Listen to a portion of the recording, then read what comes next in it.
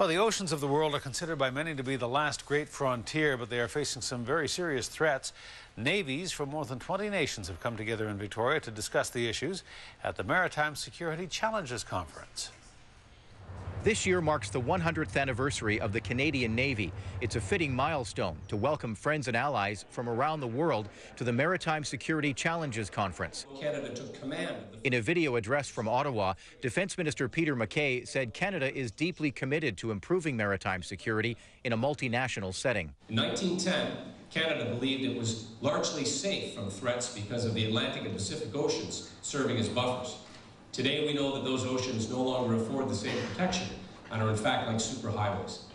It is in the best interest of our governments and fellow citizens to provide a stable, secure and productive maritime environment. In his keynote address, the commander of Maritime Forces Pacific and Joint Task Force Pacific highlighted the need to re-examine the capabilities and functions of navies.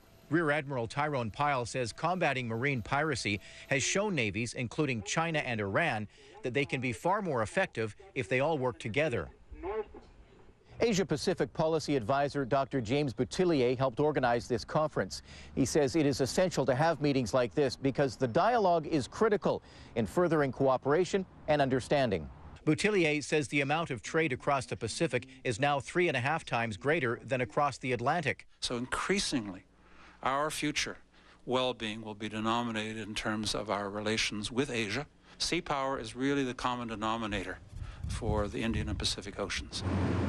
Conference delegates will be discussing a range of issues, including port security, as well as humanitarian aid and disaster response.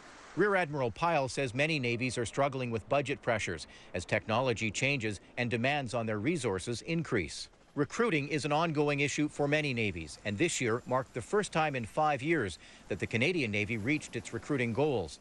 Fully exercising our sovereignty. The Maritime Security Challenges Conference wraps up Thursday. In Victoria, Eric Thompson, A News.